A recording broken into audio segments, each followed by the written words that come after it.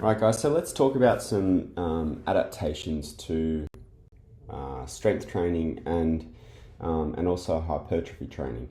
And as we discussed earlier, there's a continuum between strength and endurance, with hypertrophy kind of sitting in the middle and supporting both of those performance attributes. So these adaptations, they're not specific to strength or hypertrophy or endurance. They kind of fall along the spectrum. And then what we can do is we can kind of use our expertise and understanding of those concepts to figure out which ones are going to be more specific than others. So these ones come straight out of the Essentials of Strength and Conditioning textbook. And in terms of the performance changes, we can see that resistance training obviously improves strength and endurance. That's obviously the premise of it. But in terms of aerobic power, this is kind of interesting in the fact that doing resistance training can have some small changes to your aerobic capacity. And that's obviously because when we do resistance training exercise, we have an increase in heart rate. Increase in heart rate suggests that the cardiovascular system is under load, and therefore it starts to adapt. This is probably more specific when we have shorter recovery periods. So if it's a little bit more on the endurance side, then it's probably got more specific adaptations to the aerobic system. We can see that anaerobic power also increases as well.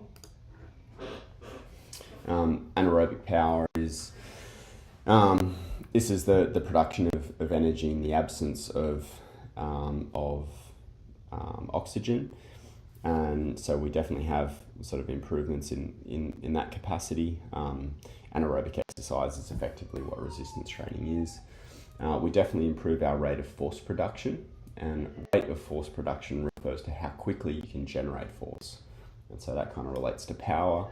And then power production underpins your expression of jumping capacity, so your vertical jump would definitely improve, and also your sprinting or your ability to run fast, that also improves as well, mainly underpinned by your improvement in your ability to generate force. So there's a few other really specific ones. So in terms of the muscle fibers, you get an improved cross-sectional area in muscle size. And again, if we kind of think back to the definitions, this is exactly what hypertrophy is. It's an increase in the cross-sectional area. And the cross-sectional area increase is really driven by these changes in the myofibrils, these ones here. It's not the greatest rectangle, but you get the concept. In terms of capillary density, this is one that'll come up with aerobic exercise a fair bit. If you think back to the cardiovascular endurance presentation, this is one that we talk about a fair bit with aerobic exercise. Capillary density increases when there's an increased need for aerobic energy production. So even though on the previous slide we talked about some changes in aerobic power, changes in aerobic power are typically underpinned by changes in hematological concentrations, like blood type concentrations. We've got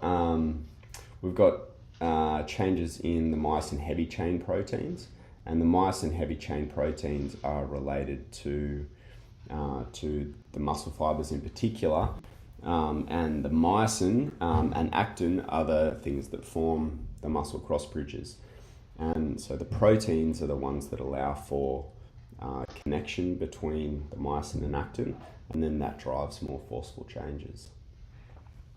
If we look across here to the connective tissue, these ones all say they may increase or no change or increases. Logically, you would probably think by doing resistance training or by doing exercise that stresses any of the ligaments, the tendons, that would drive some sort of change.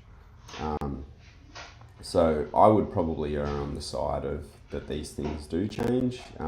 There's a fair bit of research that should suggest with resistance training in particular, and with high intensity resistance training, you definitely get changes in your collagen or in your tendon strength, which is driven by changes in collagen. And so the tendons are made up of both collagen and elastin. Collagen is the thing that gives it its strength. Elastin is the thing that gives it its stretch.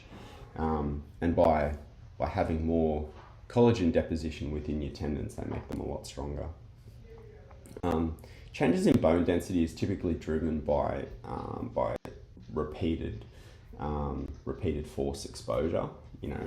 Running, you definitely get changes in bone density. And so because resistance training is typically a non-impact type exercise mode, you don't really see a lot of changes in bone density. In terms of body composition, by having more fat-free mass, by having more muscle, we increase our metabolic rate. And typically what that does is that supports the reduction in body fat. So simply by having a little bit more muscle mass, we increase our resting metabolic rate. And we know that at rest, we increase the amount of energy required simply to support the muscle mass. And that's where it becomes much, much easier to reduce your body fat percentage.